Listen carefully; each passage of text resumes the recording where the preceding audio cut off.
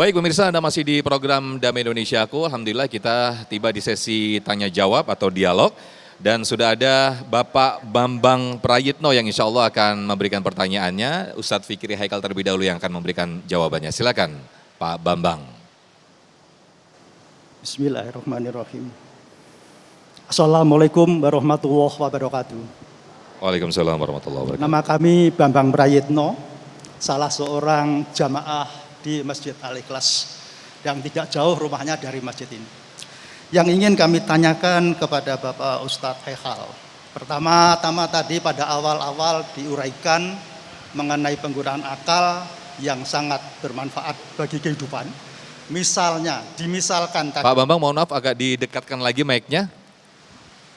Biar lebih jelas suaranya. Silakan Pak Bambang. Terima kasih.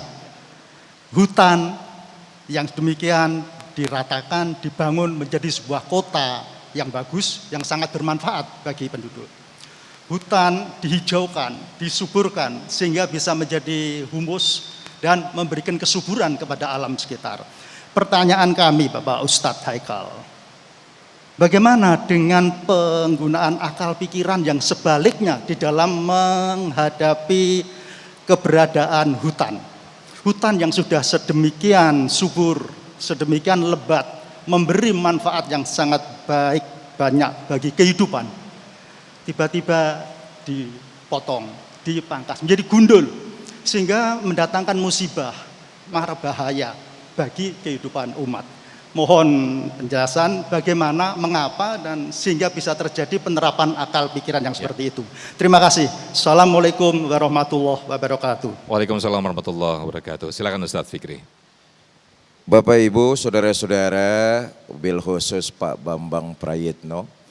Tadi guru kita Ustadz Ashari sudah menyampaikan tentang penciptaan manusia yang oleh Allah diberikan amanah untuk jadi khalifah. Jadi khalifah itu adalah membangun, memperbaiki, menata. Makanya diberikan kita akal pikiran.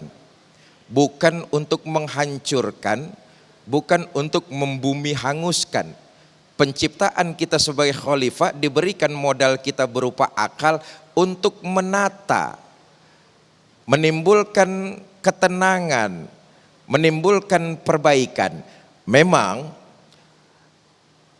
ketika akal dan nafsu diciptakan oleh Allah, Allah berkata kepada akal, "Hei akal, aku ini siapa? Kamu itu siapa?" Dengan taat akal mengatakan, "Engkau adalah Tuhanku dan aku adalah makhlukmu." Akal nih. Seyogianya akal tunduk dan patuh. Karena ketika diciptakan oleh Allah, akal sudah memproklamirkan dirinya sebagai hamba. Ketika kemudian Allah bertanya kepada nafsu, nafsu, aku ini siapa? Kamu itu siapa? Nafsu bilang, Anda ya Anda, saya ya saya. Ini kurang ngajarnya nafsu nih. Allah murka. Dibebesin, dibebesin ngerti nggak dibebesin? Dimasukin di neraka yang paling dingin. 1000 tahun di sana, diangkat lagi nafsu nih, ditanya sama Allah, nafsu, sekarang saya tanya lagi, saya ini siapa? Kamu ini siapa? Anda ya Anda, saya ya saya, nggak ngaruh, kurang ngajarnya nih nafsu nih.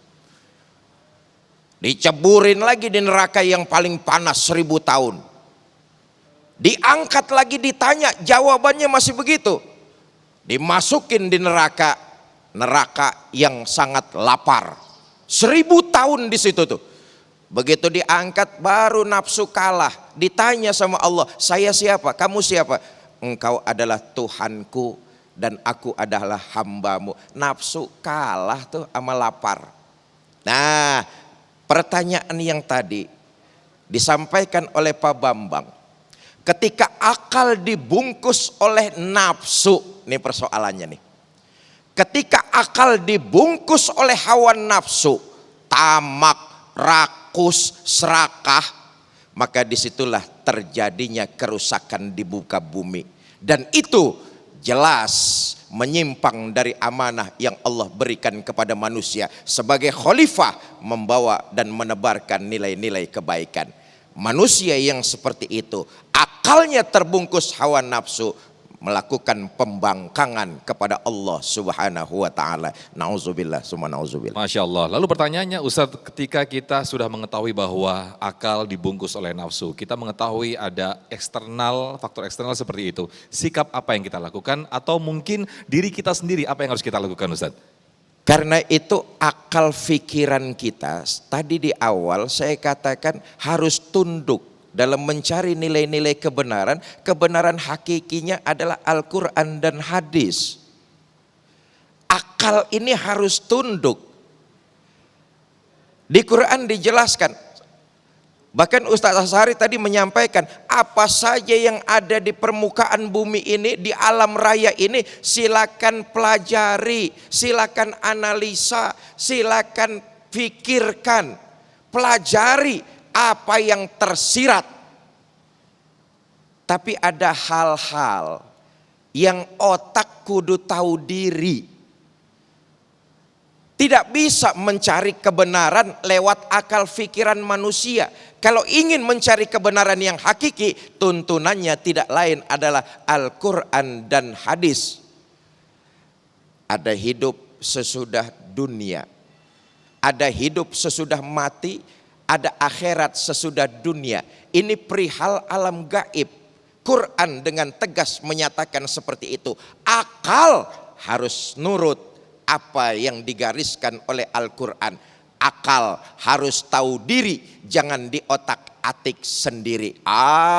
Jangan-jangan akhirat tuh cuman dongengan aja kali. Nih orang yang geblek tahu geblek?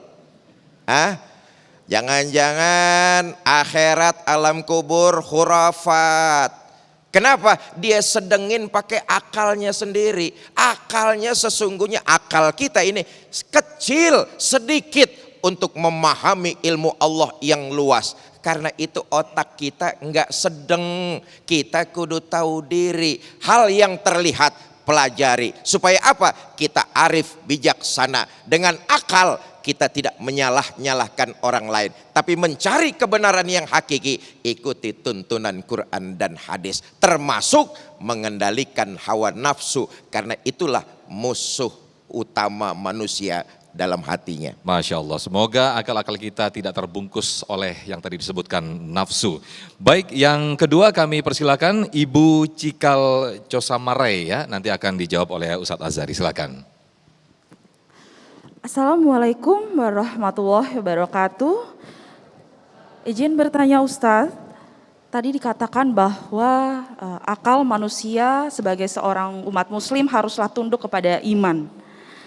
Lantas pertanyaan saya, menurut penilaian Ustadz, bagaimanakah kita apabila dalam hidup ini menemui orang yang memiliki paham rasional liberal, yang tidak mempercayai, terutama di dalam kitab Al-Quran, seperti peristiwa Isra Mi'raj, peristiwa tongkat Nabi Musa yang menjadi ular, seperti itu Ustaz. Terima kasih. Assalamualaikum warahmatullahi wabarakatuh. Baik Ibu Cikal, terima kasih atas pertanyaan yang sangat luar biasa sekali. Namun Ustadz Azhari, kita durasi agak mepet, ditahan dulu Ustadz, kita akan jawab di segmen berikutnya. Tetaplah di Damai Indonesiaku.